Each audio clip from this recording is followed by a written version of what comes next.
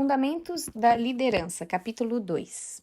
No capítulo anterior, vimos que cada crente é um líder. Agora, veremos que é inevitável tornar-se um líder de fato, se andarmos dentro do padrão da palavra de Deus. Assim, a pergunta para você é a seguinte: por que você ainda não está liderando? Se já mostramos que cada crente é um líder, agora eu gostaria de demonstrar que aqueles que ainda não lideram estão, de alguma forma, fora do propósito de Deus e, certamente, estão vivendo uma vida cristã abaixo do padrão dele. Os anjos e a criação se espantam diante de um crente que não lidera, que não encabeça algo estabelecido por Deus. Você nasceu e foi criado para liderar, e a liderança, como Deus a planejou, é algo que fluirá espontaneamente, uma vez que você adentre nos princípios da palavra de Deus. John Maxwell afirma que liderança é influência.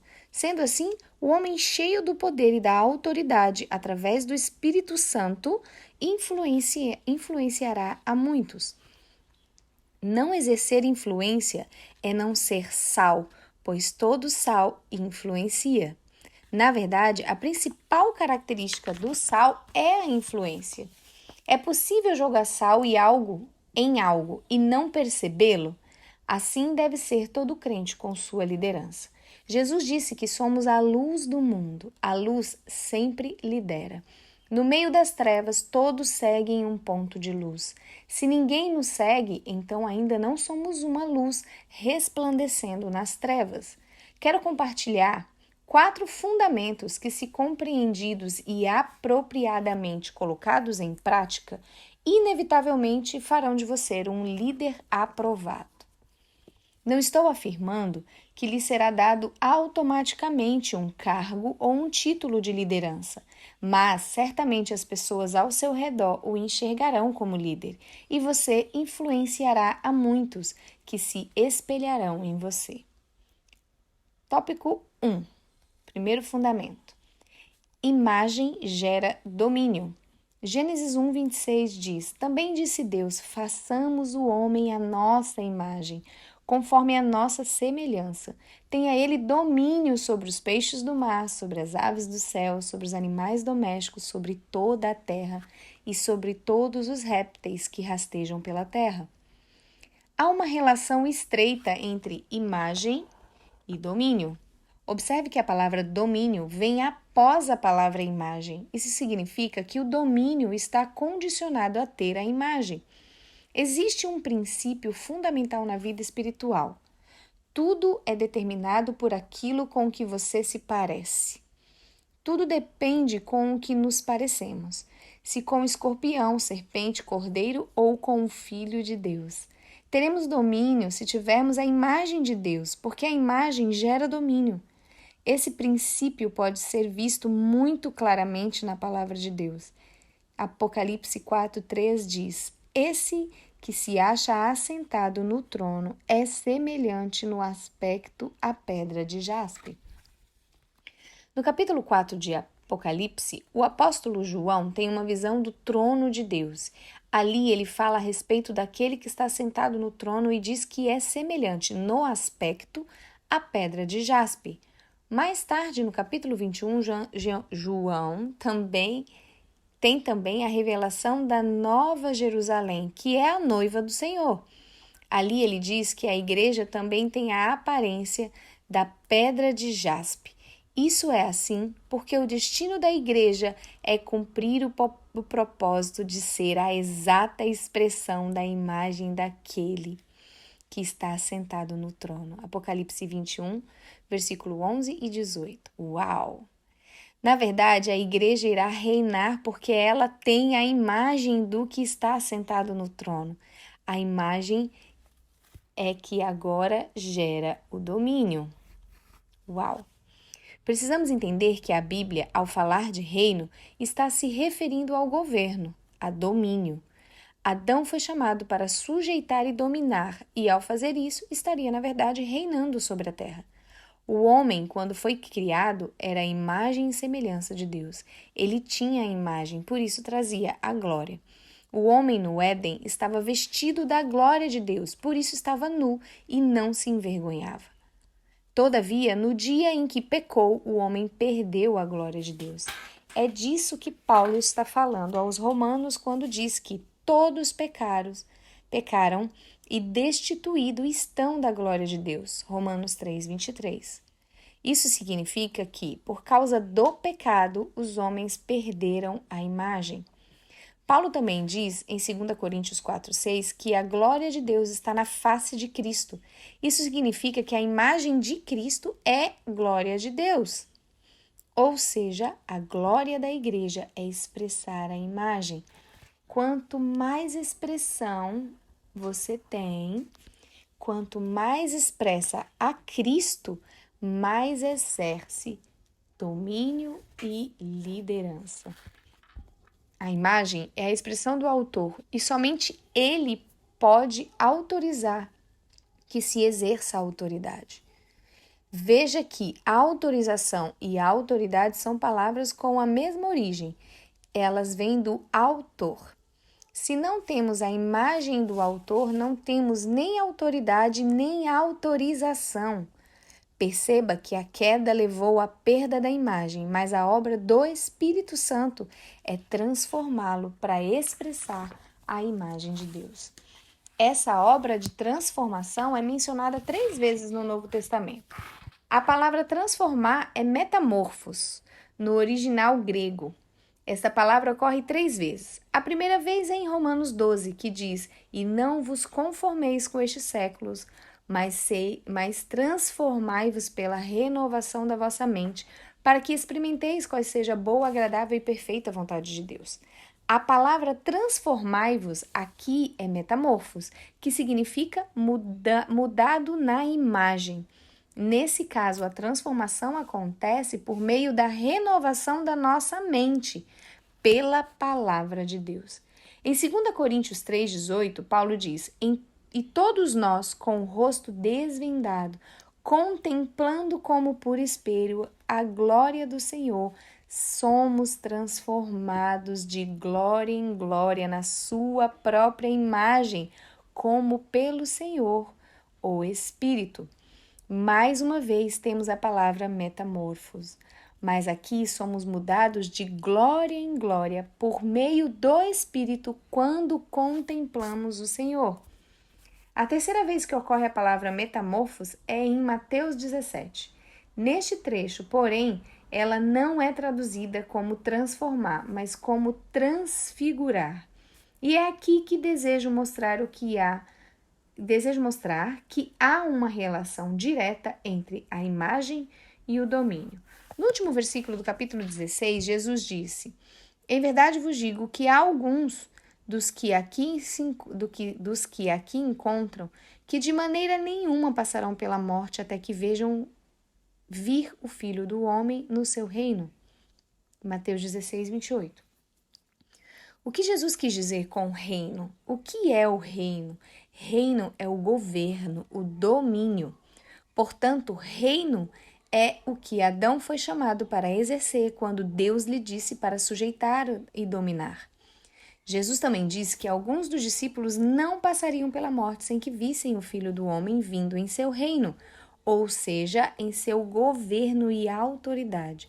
Jesus certamente não estava falando de sua segunda vinda, mas o verso seguinte diz que 6 dias depois ele tomou consigo Pedro, Tiago e João e os levou em particular em alto monte e foi transfigurado diante deles.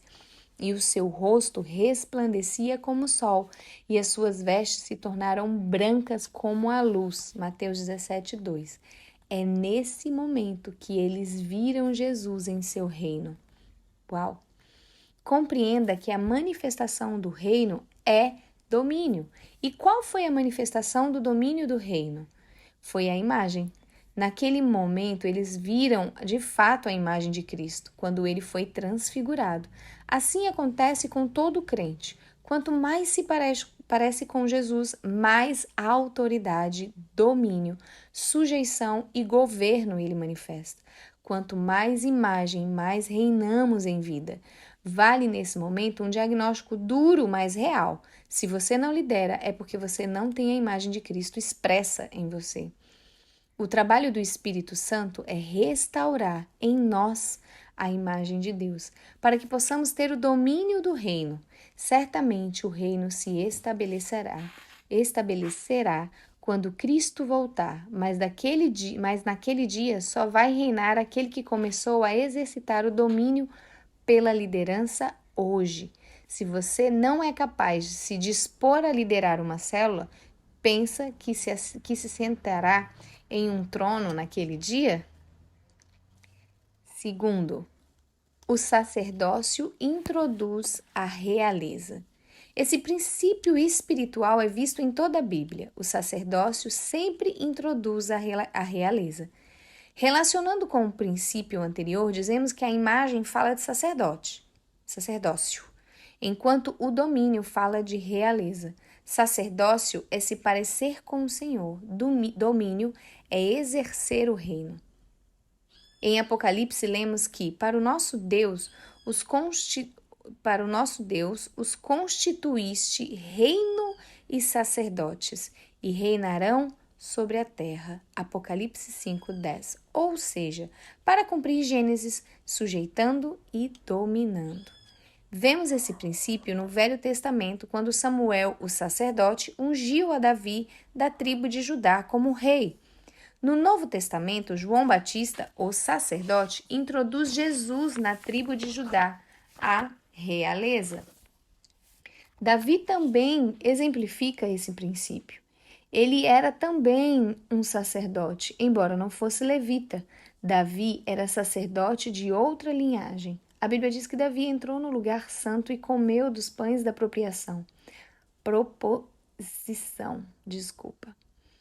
os quais ninguém poderia comer, exceto os sacerdotes, senão morreria. Todavia, Davi comeu e não morreu. 1 Samuel 21:6.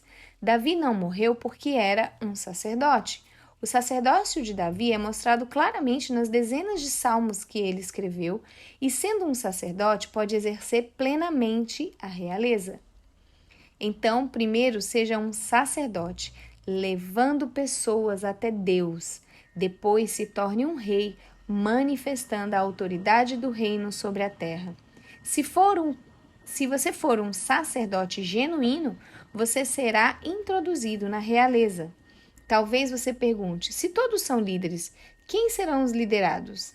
É o mesmo princípio, pois todos são líderes e todos são liderados, cada qual em sua função, e a liderança. A Bíblia não fala que Jesus é o rei dos escravos. Esse título é mais apropriado ao diabo, o senhor das moscas. Quando Deus vem para libertar o seu povo do Egito, ele pela primeira vez se apresenta como o Deus de Israel. Ele não diz que é o Deus dos escravos, mas de Israel, porque Israel significa príncipe. O Senhor é o Rei dos reis. Ele só pode ser rei sobre outros reis. Talvez você pense que não seja este o sentido, mas ele é o Rei dos reis, porque há muitos reis sobre a terra e Jesus, sendo maior, seria o Rei dos reis. Como alguém que diz que ele é o médico dos médicos, denotando que ele é o maior dos médicos.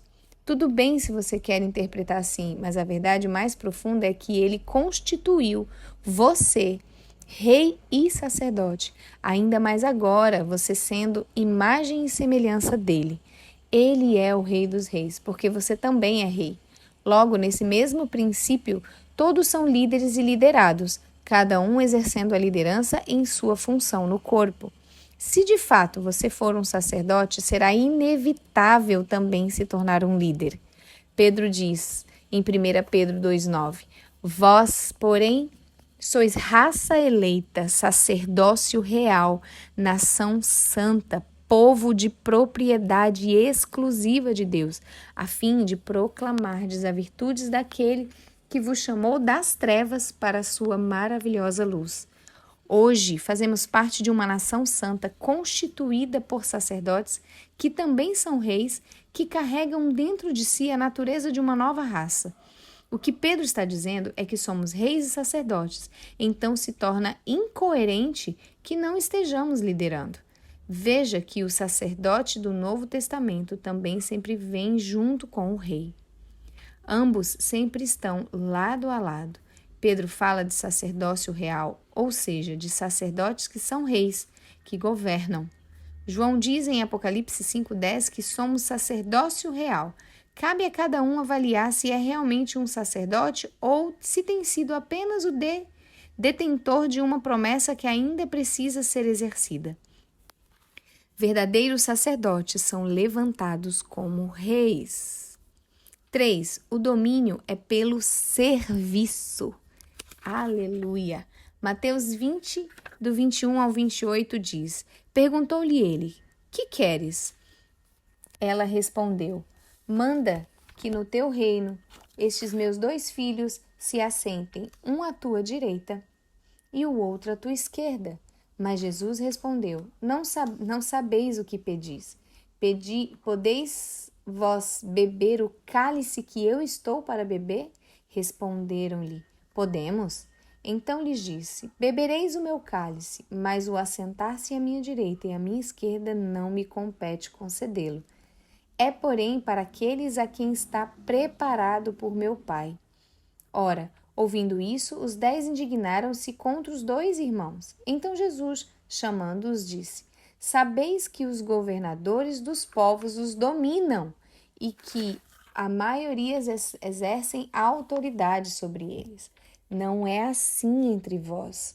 Pelo contrário, quem quiser tornar-se grande entre vós, será esse o que vos sirva. E quem quiser ser o primeiro entre vós, será vosso servo. Tal como foi o Filho do Homem, que não veio para ser servido, mas para servir e dar a sua vida em resgate por muitos. É isso. A palavra do Senhor diz que o homem foi criado para dominar. Então, você logo associa domínio com manipulação, controle e dominação. Você pensa em um garoto mimado sentado no trono dando ordem a todos. Mas não é essa a ideia de Deus a respeito do domínio. A ideia de Deus é outra. O domínio é exercido pelo serviço. Em oposição ao modelo de domínio usado pelos governantes desse mundo, Jesus diz que quem quiser ser grande deve servir, ou seja, a maneira pela qual podemos dominar é através do serviço, em cabeça. Se o seu serviço não tem resultado em encabeçamento e liderança, talvez seja porque o seu serviço não é verdadeiro. Certa vez a mãe de Tiago e João pediu a Jesus, manda que no teu reino estes meus 2 filhos, o Tiaguinho e o Joãozinho, se assentem em um à tua direita e o outro à tua esquerda. Quando ouviram aquilo, os outros discípulos ficaram furiosos. E você já sabe por quê. Todos eles queriam a mesma coisa. Até hoje temos ouvido pregadores mostrando o erro daqueles 2 discípulos. Mas em que eles estavam errados? É errado aspirar por uma posição de glória no reino de Jesus? Certamente que não. Diferentemente do padrão do homem, Jesus não os condenou por aspirarem à liderança, pois ele mesmo criou Tiago e João para liderar. Apenas disse, vocês não percebem o preço do que vocês estão pedindo e a seriedade do que estão desejando. O Senhor, então, declara o preço daquela posição. Vocês podem beber o meu cálice que estou para beber? Mateus 20, 22. Eles irrefletidamente disseram que podia, mas o cálice a que o Senhor Jesus se referia era morrer na cruz. Portanto, quem deveria estar ao lado de Jesus no Calvário era Tiago e João e não aqueles 2 ladrões. Jesus não os repreendeu por desejarem a grandeza. Deus mesmo plantou a grandeza em nossos corações no dia em que nos criou para a sua glória. O Senhor, porém, diz no verso 25, sabeis que os governadores dos povos os dominam e que os maiorais exercem autoridade sobre eles. Veja, nesse trecho, a palavra domínio lembra-se que Deus criou o homem para dominar, como está em Gênesis. Mas ele continua no verso 26. Não é assim entre vós, pelo contrário, quem quiser tornar-se grande entre vós, será esse que serve. Em outras palavras, se você quer ser grande, então sirva. O Senhor não os proibiu de desejar a grandeza, mas ensinou o caminho para alcançá-la. O Senhor nos mostrou a maneira como podemos dominar, através do serviço. Agora, qual o conceito natural das pessoas? Primeiro, imaginam que Jesus aplicou algum tipo de disciplina naqueles discípulos arrogantes, dizendo: vocês querem ser grandes? Pois vão aprender a lição da humildade lavando latrinas. Vocês vão servir. O servir não é um tipo de castigo, mas a revelação do caminho para ser grande. Jesus disse claramente: quem quiser ser grande. Em segundo lugar, as pessoas imaginam, em seu conceito natural, que servir é unicamente fazer aquelas tarefas que ninguém quer fazer para demonstrar humildade.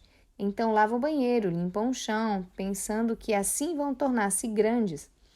Evidentemente, isso também é serviço, mas há algo maior. Infelizmente, muitos crentes não sabem a verdadeira essência da palavra servir. Serviço não é castigo, mas parte essencial da liderança. Você entende que está servindo enquanto lidera? Quantas vezes tenho convidado pessoas para exercer liderança na igreja e elas me respondem: não, pastor, eu quero apenas servir. Existe algo mais patético do que isso? O verdadeiro líder é um servo e só chega a uma posição de reconhecimento aquele que de alguma forma serviu seus liderados, seja dando-lhes uma visão, capacitando ou conduzindo-os no dia da batalha. Se você não serve seus liderados com seus dons e habilidades, você não os está liderando de fato. No verso 28, o Senhor disse que o Filho do Homem não veio para ser servido, mas para servir e dar a sua vida em resgate por muitos. Jesus serviu a todos dando a sua vida. Você acha que o Senhor servia simplesmente limpando o banheiro da casa de Pedro? Até creio que ele poderia fazê-lo, mas não era isso que ele tinha em mente. A forma como Jesus serviu foi a maneira que Deus o designou, cumprindo o propósito dele. Jesus serviu ao morrer na cruz, porque esse era o propósito do Pai para ele. Seu serviço foi tão completo e perfeito que ele ganhou um nome acima de todo nome e tornou-se cabeça sobre todas as coisas. Jesus alcançou a grandeza porque serviu. Nós também servimos, cumprindo o propósito para o qual fomos chamados. O verdadeiro espírito de liderança é servir aos outros, mas fazer isso meramente, fazendo qualquer coisa, mas de acordo com o dom que Deus deu para você. Todo verdadeiro líder é apenas um servo glorificado. O caminho da liderança é o desempenho do serviço. Então, aquele irmãozinho que me diz: pastor, não quero liderar, eu só quero servir, está me dizendo algo que faz sentido aos olhos de Deus? Claro que não, pois aquele que serve é um líder. O que realmente ele está dizendo é: não quero fazer nada, me encarregue para limpar banheiro ou fazer qualquer coisa secundária e irrelevante, mas não me coloque para liderar. No fundo, ele não quer pressão, e sim algo que lhe seja confortável. Jesus não serviu fazendo o que lhe era mais confortável. Ele serviu cumprindo a vontade de Deus. A vontade de Deus é que cada crente seja um líder. E esse é o terceiro fundamento. A liderança é pelo serviço, ou seja, todo verdadeiro servo será posto como cabeça. 4. Poder para dominar. Para dominar, Adão precisava da imagem, mas precisava também comer da árvore da vida, que é o próprio Senhor Jesus, e assim recebê-la de Deus como vida, como fonte de energia. Dessa maneira, Adão teria a imagem, exerceria o domínio e teria o poder. Poder é para dominar, exercer liderança. A energia ou poder que nos está disponível hoje é a unção do Espírito Santo. Muitos até querem o enchimento do Espírito, mas o querem como lazer espiritual.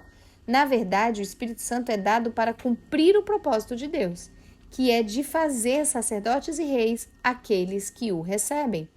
Sacerdotes para conduzir as pessoas e reis para exercer autoridade e poder. Tudo isso através dele, o Espírito Santo. A última promessa de Jesus aos discípulos não foi levá-los ao céu. Ele não disse: preparem-se, pois daqui a alguns dias eu volto para levar vocês para o céu. A última promessa de Jesus, narrada por Lucas no início do livro dos Atos, foi poder. Atos 1:8. Mas recebereis poder ao descer sobre vós o Espírito Santo, e sereis minhas testemunhas, tanto em Jerusalém como em toda a Judéia e Samaria, e até aos confins da terra. Todo cristão cheio do Espírito Santo, mais cedo ou mais tarde, irá liderar. Mas para isso ele terá que receber capacitação especial para impactar com sua liderança.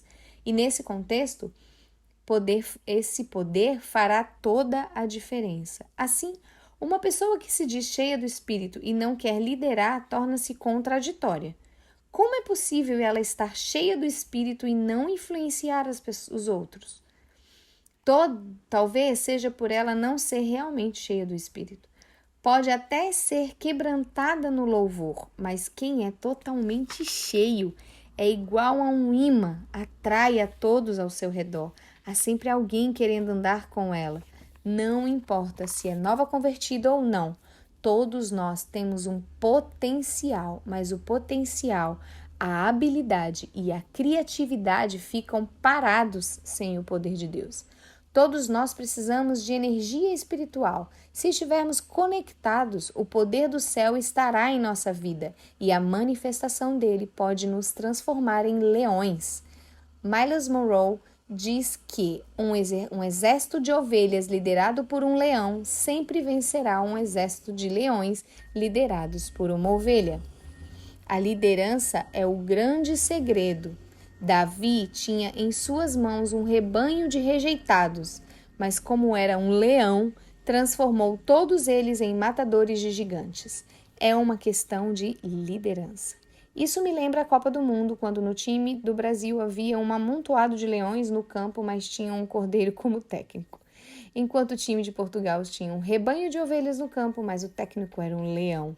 O time de leões não foi a lugar algum, mas aquelas ovelhas, lideradas por um leão, fizeram história. Se quiser mudar a história, mude o líder. Se quer mudar uma célula, mude o líder. Se quer mudar uma igreja, mude o líder. Se quiser mudar uma nação, mude seus governantes. Tudo é refletido pela liderança. Você foi chamado e criado com um propósito supremo, a liderança.